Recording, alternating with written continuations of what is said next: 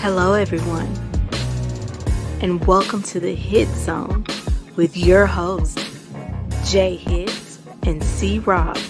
Sit back, grab yourself a drink, and let's talk sports. Hello, everyone. I'm your boy, J.Hitz. Now I'm C-Rob. And together, we're the Hit Zone. We just two homeboys talking sports. So, C-Rob, what's been up, my guy? What's going down?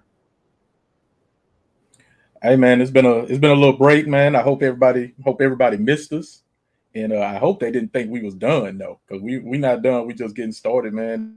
That you know what that smell is in the air. You know what it is, brother. Dallas Cowboy football, baby. Hey, man, I'm so crunk that football season is here. Training camps are opening up all around the league. Man, hey, we don't have to sit up and watch old movies and reruns on TV. We got football to watch, baby. Hey, and you know, when you watch football, you got to have a drink. And right now, I'm drinking the official drink of the Hit Zone, baby. Yes, sir. Hey, I got a little do bit of that official drink in my cup right here. I see. I see. It's freaking delicious, bro. Freaking delicious. So, see, Rob, I got to run something by. I watched the press conference. Okay, the opening press conference. I think everybody does it. The Cowboys do it every year, where Jerry Jones, Stephen Jones, and whoever the head coach is at the time is up on a podium, and Jerry starts the speech off, and he says, "I'm finna tell you the state of the Cowboys right now." And he'll talk and he will tell you about personnel and coaches and players. And is there another owner in the NFL that does this? I mean, maybe so. I don't know, because I don't live in these other cities. But do you know of any other owner that does this? Say, bro, we've been watching Jerry do this for what, I don't know, 30 years or whatever.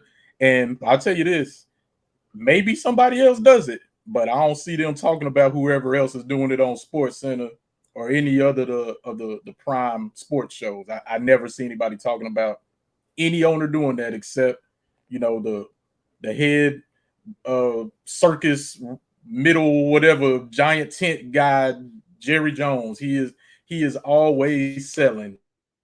He's always trying to get people to come into the tent to see his circus.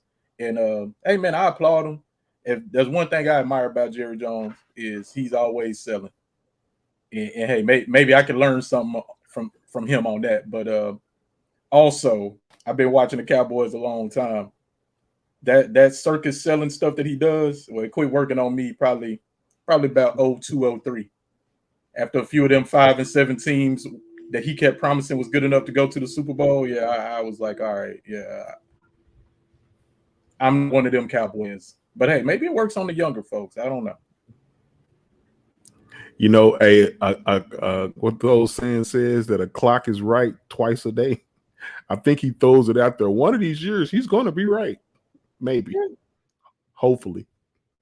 Yeah, maybe. Hopefully. He got a 1 in 32 chance, I guess. Exactly. Hey, that's better odds than the lotto. Exactly.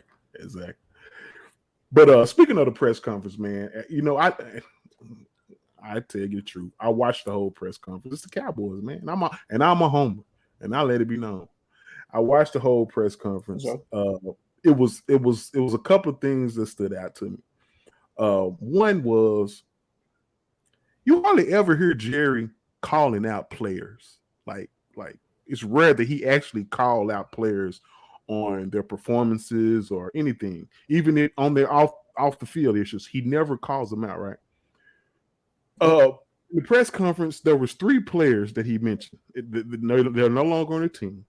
It was Amari Cooper, Randy Gregory, La'el Collins.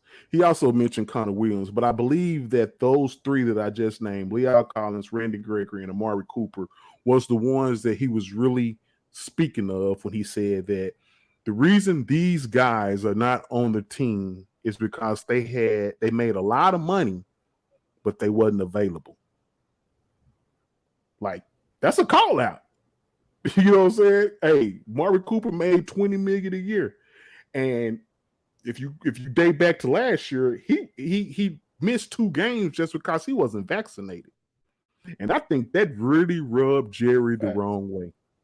I feel that Randy Gregory, of course, it's documented with him with the substance abuse policy. He couldn't stay on the field with that. And Leon Collins for the first 4 games last year. What did he bribe the test taker person, the drug test people, and that was the reason why he missed 4 games. So it was kind of weird to hear him call out players like that, and it was the truth, but it was just weird to hear Jerry say that. It kind of took me a little bit. What's your thoughts on that? That was weird, and that was different. And as we get older, maybe we get a little more loose with the lips sometimes, and you just kind of say whatever comes to mind. So I give him, I'll charge that. Hey, it was on his mind, so he said it. But I'll say this: he can say that about Randy Gregory, and it's fair to say right now, and it's real cool for him to say it right now because a couple of these guys you mentioned can't even practice right now, their team, because they're hurt. And I think Randy Gregory is one of them. But he did try to re-sign him. Like, let's not get it twisted. He wanted to re-sign Randy Gregory, but since he didn't, well, now he can say, well, he was hardly available, and he ain't even available to play right now. Like, yeah, that's cute. And that's nice to say now. But we know the real deal, man. And again, that's just Jerry selling. That's just Jerry selling and saying these guys that we got to replace them are better fits. And hey, you know what I say? Best ability is availability. So these guys are available, so that means they're better. And that means our team is better this year than it was last year. We'll see. I'll tell you what stood out to me during that press conference was him giving the vote of confidence to the head coach, Mike McCarthy. That felt really uncomfortable, man. Like I was just listening to it, and I was just like, man, what, like, all right, bro. Like he said, hey, I got options, and I chose, and I think this guy's the best guy to do it. And like everybody in the NFL is like, come on, bro. You don't really believe that. You don't. You're just trying to, hey, you got to pay him. So, hey, this is who we got right now. What you think about that part? It's weird, man. It seems like Jerry every so often has to come out on either if it's on a local radio show or in the media and say that, hey, I have confidence in Mike McCarthy. Like, why do you feel like you have to keep doing this, man?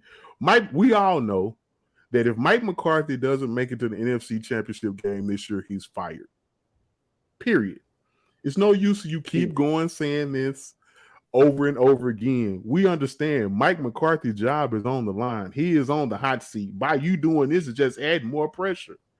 Just shut up, dude. Yeah. But it's his team. We have to deal with it. Bro, no coach. Well, I shouldn't say no coach. Most coaches, when they hear that vote of confidence, that it means, okay, if I don't do this, I'm fired. Like, everybody knows that. And that's why nobody wants to get they call it, what they call it? The dreaded vote of confidence. That's what it's called. And yeah, we know what's up. When he talking about he got options, like, I mean, yeah, you do, but not really. Not right now, you don't. So yeah, we rolling with Mike. Hey man, we're Cowboy fans. We want Mike to be successful. We want him to make it to the championship game. We really do. I know you do, but I don't think everybody knows. I really want the Cowboys to do well. Hey, bro, if the Cowboys go to the Super Bowl this year, you know what that'll do for our show? Like, so we pulling hard for them to be successful. But I don't expect them to be. But that's something for a whole other show. No doubt. And speaking of the success of the Cowboys, right? I was listening to the press conference, and they didn't mention Dak Prescott to almost the end of the press conference. Now, hey, I get it. Michael Parsons, he's a beast. Our rookie class last year showed a lot of promise. We looking at him to take the next step. Cool. CeeDee Lamb, he's poised to step in as the number one receiver and do his thing. But none of this is going to even matter if Dak Prescott doesn't play well. The season comes down to how Dak Prescott performs. Period. The reason why the Cowboys were so dominant in those first 8 games, I believe it was last year, is because Dak was like an MVP candidate. I think what I'm excited about with Dak Prescott, especially this year, is he has a year where he's not worried about that injury. He went into the offseason where he's saying, now I can actually continue to work on my game. I said this in previous shows. One thing about Dak Prescott, every year he has improved. You cannot deny that. I feel like last year, like I say, was somewhat of a setback. But this year, he seemed like he was in the gym. He's leaner. Like I say, he got his old throwing coach back. And I feel like this is the year that he can actually really show what he's really about. Because I believe Dak is a great quarterback, man. I really do believe that. What's your thoughts on it? I don't completely disagree with you. My what I base this season on, it has a lot to do with that. But my thoughts is it's all about keeping Dak upright, keeping Dak safe from injury, protecting him long enough to get the ball in these playmakers' hands. And then also, like you were saying, up to week 8 last season, man, they were doing great. I also think that's not just on Dak. That's on the running game. That running game prior to that Denver game, man, that running game was great. It was great. And then after that Denver game and on, it seemed like the line just didn't know how to run block anymore. And then once teams stopped the run, then they was able to just attack our receivers and our quarterback. So I think, yeah, the season has a lot to do with Dak being a success, but it really comes down to, in my opinion, the offensive line blocking their tails off, protecting Dak, and opening up holes in the run game. And I believe Dak is a top 10 quarterback.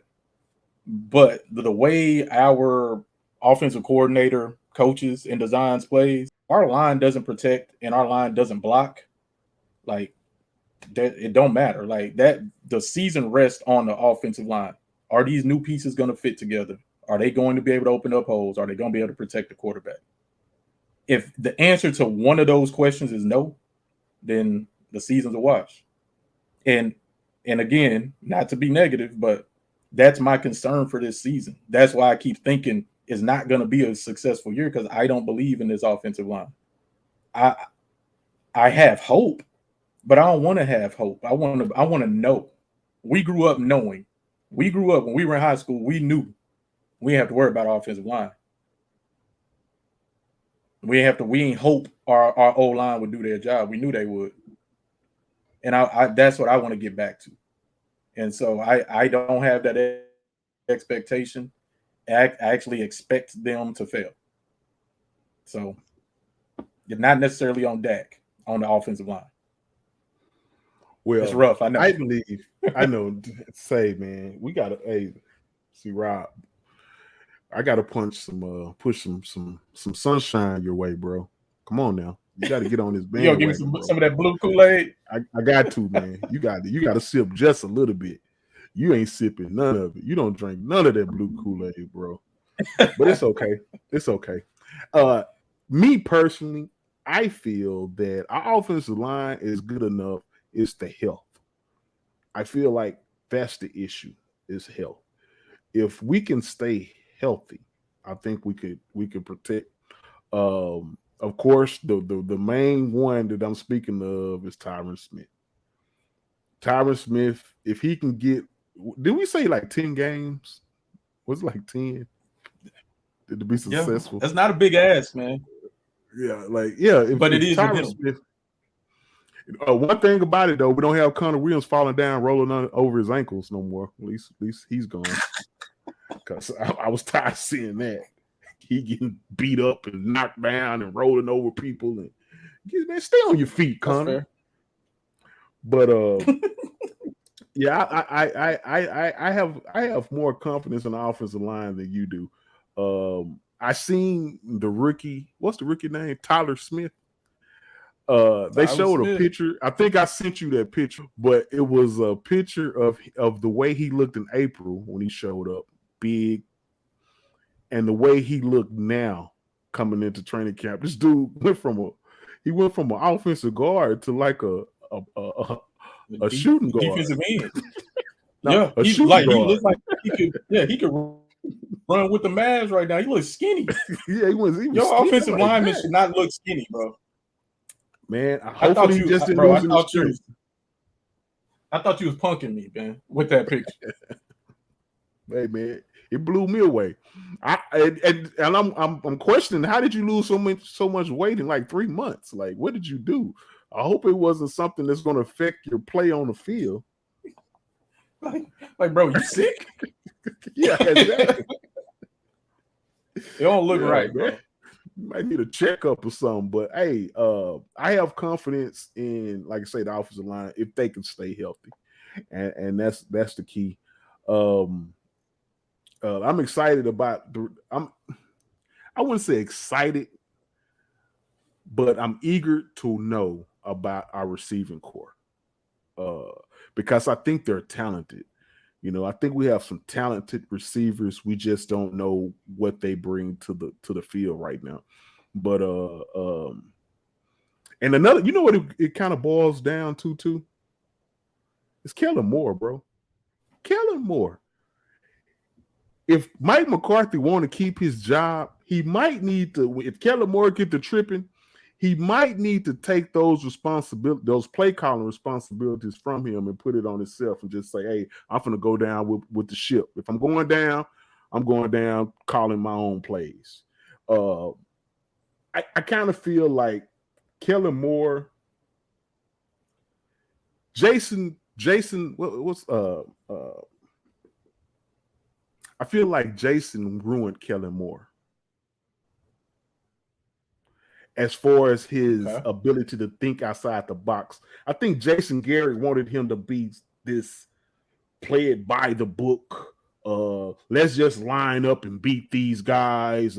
We're going to impose instead of him, because I think, man, he come from Boise, so he should be pretty creative when it comes to play calling. If you look at Boise's offense, they're like a creative juggernaut of the things that they do offensively. So it's like, I feel like Jason Garrett kind of handcuffed him mentally to think outside the box and put his players in position to scheme them open so they can make plays. And I hope that he doesn't waste the talent. Like, I feel like Jason Garrett wasted our talent because he just felt like our players was better than yours and we just going to line up and beat y'all. And sometimes in the NFL, that's not the case, man. You have to scheme these guys. You have to put these guys in position to be successful. And if you can't do that, then you're not going to win too many games. Yeah. You know, we've been talking all off season, and it usually, like, these conversations they usually come down to the O-line and to the offensive play call. We talked about it the other day. Do something real creative in one game, and you're like, okay, that's what we want to see. Like, yeah, you moved him right here. Y'all did like an option look, but then it was a pass. Like, yeah, like, that's creative, bro. You put this person in motion, and then right before the snap, you put somebody else in motion. That's good. That's what we want to see. They'll do it once a game. They'll do it in one game, and then they won't do it again for 2 or 3 weeks. And it's like, bro, like you can't just say I'm gonna throw it over here, or I'm just gonna line everybody up and we just gonna run it with Zeke. Like, you got to trick the defense. You got to play with the eyes. That's what the Rams do. That's what the 49ers do. Those were the teams in the NFC Championship game. You got to try to trick the defense. You can't just try to out execute people, or you're gonna be a solid team, but you're not gonna win a championship. And you're right. That's what Jason Garrett did, and that's what Kellen Moore does. And yes, I hate continuing to agree with you, but yeah, Mike McCarthy, if he sees this happening, which how can he not? He does need to take over. And if he doesn't, he deserves to get fired. They all do. Because if I'm Dak, I'm like, say, man, we wasted my career. We wasted my career and my future earnings. Like, nah, I'm audibling. I'm not running in that play. It's not gonna work. Like that's how it's got to get. Like everybody's playing for their jobs. Like it's got to be desperate like that. And this team, like, it's too comfortable, man. It's no desperation on anybody's part. On the offensive side, I see desperation on the defensive side. I see a couple of dogs over there. I don't know how many dogs is on the offense. Maybe one. The right guard. That's it. That's the only dog I know is Zach Martin. I think we got dogs on offense. Come on, C-Rob. You got to give us something, bro. We got dogs. Dak is a dog. I'm talking about desperation, bro. Desperation, like, no, I can't lose. I can't afford to lose. Like that type of dog, like Dez was. Like, no, like F that. I'm not like we not going out like that. And these guys, they seem too comfortable with it. And Dez still went out like that. Yeah, but at least, hey, because he can't do it on. You can't have one dog. You can't. If you just got one, you're gonna lose. Like, I think ideally you have one at each position. I think the Cowboys have the talent, man. I think they have the ability. I just feel like Jerry Jones doesn't value coaching. He hasn't valued coaching since Jimmy Johnson. And I think his mindset is, my team is so good, anybody can coach these guys. And I feel like that mindset is the reason why the Cowboys stay mediocre. It's the reason why. It's the reason why every year the national pundits say that the Cowboys are going to win a Super Bowl or they're going to be the best team in NFC, and they end up not, because the talent is there. On paper, these dudes can look like they're one of the best teams in the NFL. But when it's time to execute and let it be known that it was Jason Garrett for 10 years. This dude kept the job for 10 years.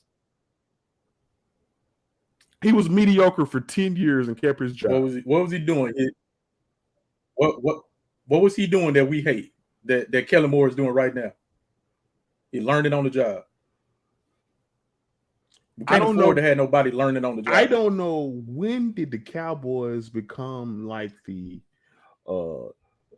Jerry Lewis marathon? So it's like they always get these guys, coaches, players that are hurt, and we're gonna let them rehab, and players that have bad backgrounds, we're gonna save them and give them counseling, and coaches that have never call plays, we're gonna let them come in and learn how to call plays, and like, dude, can we get like a veteran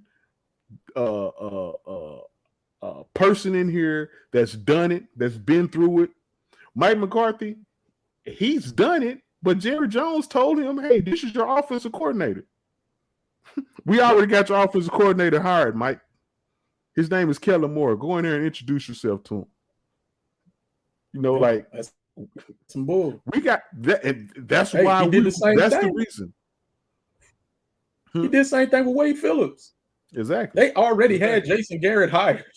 That's your offensive coordinator. Like, And they already said that Wayne Fields, when you mess up, he's going to be the head coach. It's weird, man. It's a weird dynamic. It's crazy. A weird thing. When you keep doing the same thing over and over and you expect a different result, it's insane, bro. Don't keep doing the same stuff, Cowboys. And like I said, that's why my prediction's my prediction, bro. But like I was telling you the other day, man, even with that being said, we still will win 10 games just because NFC East suck. Just because our talent allows us to overcome bad coaching sometimes. I think our talent does. Sometimes. Just think about last year, man. How many of them games we should have lost because of bad coaching decisions, game management, or some of the games that we lost we should have won because of time management. Mm-hmm. You know, like it's weird, man, that we are still talking about coaches after with Jimmy Johnson left. I mean, like we still okay. He hired Parcells, I give him that, but I think he did that to build the stadium. Yep. So, but he hired Parcells, and Parcells changed the franchise. He turned it around. But then he went back to he put it on track. He went back to I can hire anybody to coach the Cowboys, and he still kind of got that, like you say, that cockiness now. Even in his press conference, he was like, "Hey, there's plenty of coaches lined up waiting to coach the Cowboys." But I put my confidence in Mike McCarthy. I got options. That's what he said. I got options. Exactly. Why would you say that? It's too much. Delusional. Man. Jerry Jones is delusional, man. But at the same time, I cheer for the star. I'm a homer because of the uniform. Oh yeah. I don't cheer for the owner. I don't care for the owner, the coach, the players. It's whoever's in that uniform. That's who I'm cheering for, man. And that's what it boils down to. I hate that we're going through what we're going through as a franchise. I feel like the only way we can get out of this is with Jerry Jones just say, you know what? Let's go. Let me go hire a real coach. Let me try this for once. Let me see how this worked for me. Here's the thing, bro. Here's the thing.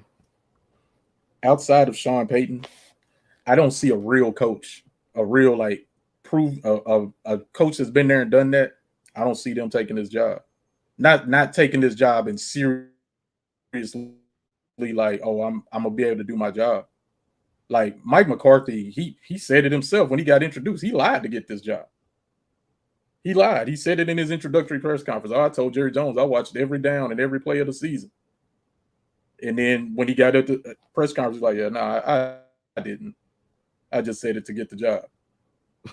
And I think if you want a head coach that's like a Mike Tomlin or a Bill Belichick type, you know, Sean McVay type, they're not going to take the job because they know they can't trust that Jerry's going to let them do their job.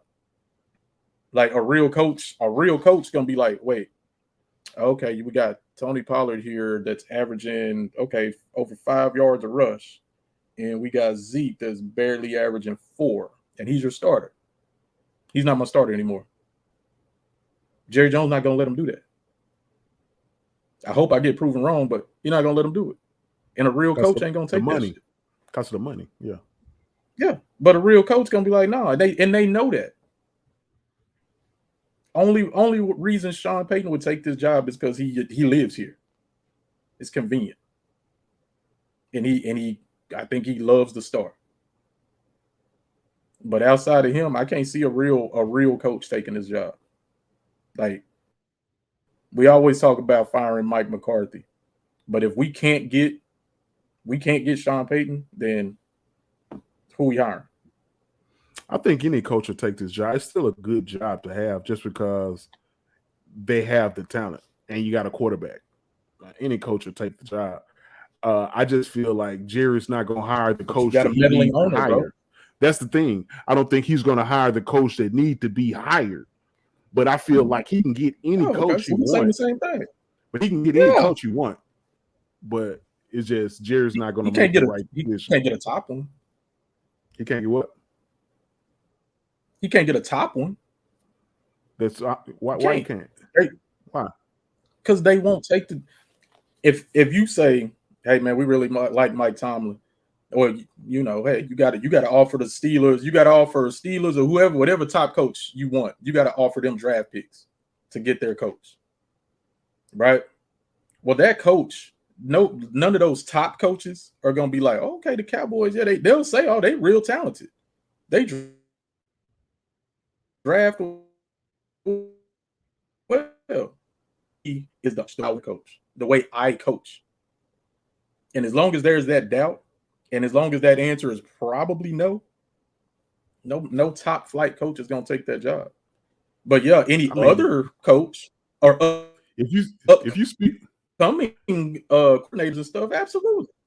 Yeah, if you're speaking of a coach that already have a job, then yeah, it's going to be hard for him to leave his job to go to another job. Yeah, you're going to have to give up draft picks and everything else. But I'm speaking of a coach that's not a head coach. Up and coming coach is not a head coach. Yeah. He's going to take the Cowboy job if it's offered to him. Yeah, sure. I mean, you going to go to Cowboys? You going to go to Cleveland or the Cowboys? Because most of the teams that are going to need head coaches suck. So yeah, but here's the thing: if Cleveland allows me to coach, I'm gonna go there. If Jacksonville allows me to coach, I'm gonna go there. Yeah, they'll allow you to coach, like, but you go. That's the way it is. But yeah, they'll allow you to coach, but who are you coaching? Oh, hey, if they allow me to pick the players too, then cool. But hey, man, like I said, that's a whole other discussion. Right now, hey man, we excited. Football season's about to start. Training camp is kicked off, is going, and I'm sure we're gonna have a lot of stuff to talk about. We're gonna have preseason games to talk about. Like it's about to get fun. It's about to get exciting, and this is what we've been waiting for. We've been waiting for football season to start. No doubt about it, man. And with that being said, man, our show is coming to an end. I want y'all to be on the lookout for our next show because we're going to discuss Longhorn football. Some of the incoming freshmen coming in. You know, we're Longhorns and Cowboys here, baby. That's how we do it. So you know, we got that show coming up. It's going to be really exciting. We actually going to have our Longhorn insider, D. Kane, joining the show. So that's going to be exciting. You got any closing remarks, C-Rob? Hey, we're not going anywhere. We're going to keep this thing going. Please continue to like, share, subscribe. If you subscribe on YouTube, tap that bell, and just give us a like anytime our videos pop up. We appreciate it. No doubt about it, man. With that being said, I'm your boy, J.Hitz. I'm C-Rob. And we're the Hit Zone.